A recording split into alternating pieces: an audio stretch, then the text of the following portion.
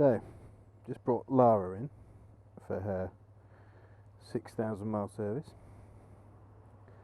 and talking to the chaps down at Brian Gray's Powerbiking, and they've given me as a courtesy bike a little R3 to take for a spin. Something a bit different, never ridden one before, so thought it'd be a bit of fun. So here we are. Let's give it a go and see. Oh, it's short. Very short.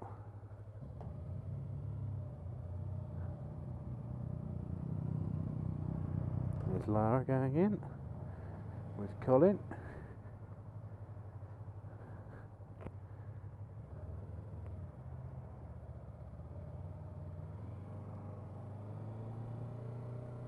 The clutch is really light compared to a bigger bike.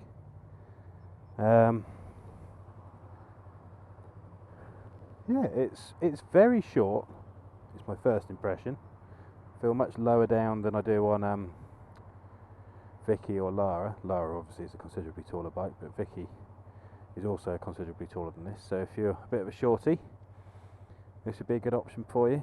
Or not so confident and short, you'll easily be able to flat foot this. I mean, my leg's really bent down there.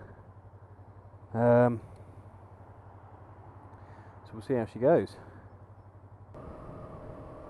Speedo is quite easy to read at a glance. Quite a decent sized digital number there for the speed. Rev counter's not especially, I don't know, it just doesn't leap out at you. I mean, it's clear enough to see it, but it's just not, I don't know, it just doesn't stand out in the same way that it does on Vicky. So yeah, nice and light. It's quite a sit-up position, really. Considering it's an R3, you know, you think of R6, R1. I was kind of expecting to be lent more forward, but this is as far back as I can go because the seat behind me sort of sticks out. I'm not really very far forward at all. Gear selector is reasonably easy to see. No pull at the bottom at all. It's a Yamaha racing engine, I guess. It's more of a rev machine. You have to get it up higher to get the torque out of it, unlike the triples I'm used to.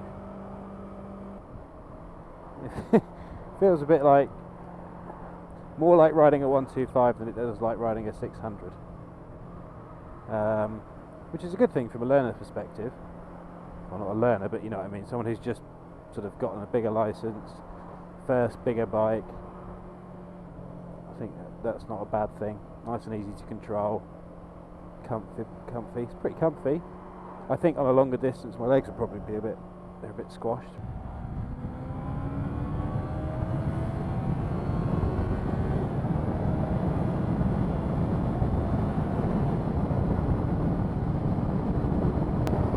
Well, it obviously doesn't have the power of a bigger bike, but it went alright, I think.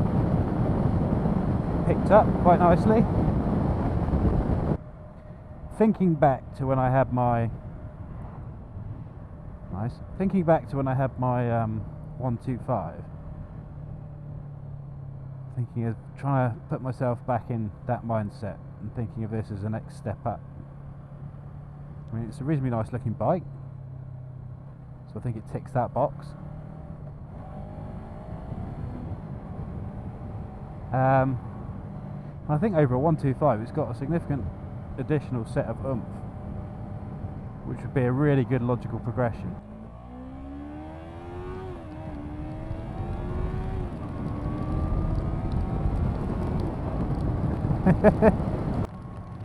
Yeah, it's a nice little bike. I mean,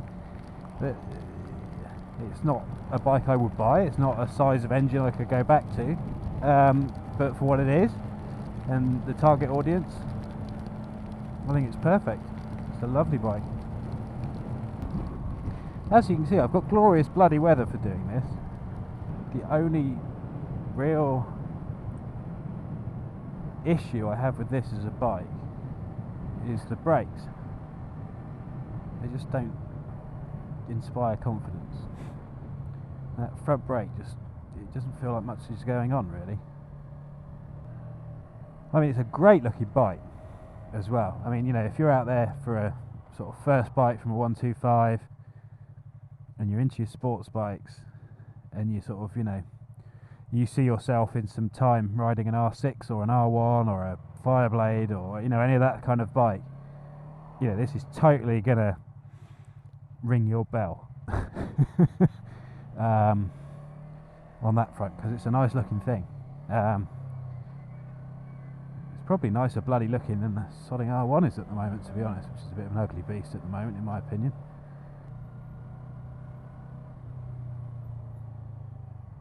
I think it'd be pretty good in like town as well. Turning circle still seems pretty good on it. I'll test that out properly in a minute. But it's got quite a good range of motion on the handlebars. Look at that. Today, High Wycombe smells of soup. That's weird. Why does it smell of soup? Or am I about to have a stroke or something? Or is that burnt toast you smell if you're about to have a stroke? I think that's burnt toast. I think I'm alright. No strokes for me.